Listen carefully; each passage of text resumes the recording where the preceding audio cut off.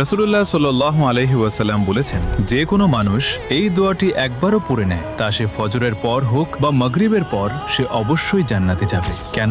কারণ আল্লাহ সুবহানাহু ওয়া তাআলা নিজের ওপর ফরজ করে নেন, নিজের ওপর বাইন্ডিং করে নেন যে তিনি সেই মানুষকে রাজি করবেন, খুশি করবেন এবং জান্নাতে উচ্চ থেকে উচ্চতর মকাম দান করবেন। এটি সবার সাথে শেয়ার করুন, যাতে আপনার উসিলায় যদি একজন মানুষও এই দোয়া পড়ে নেয় আর আল্লাহ তার উপর রাজি হয়ে তাকে জান্নাত দান করেন, তবে ভাবুন আপনার মর্যাদা কতটা বুলন্দ হবে। দোয়াটি হলো, রদিতু বিল্লাহি রব্বা ওয়া বিল ইসলামি দীনা ওয়া বি মুহাম্মাদিন নাবিয়্যা।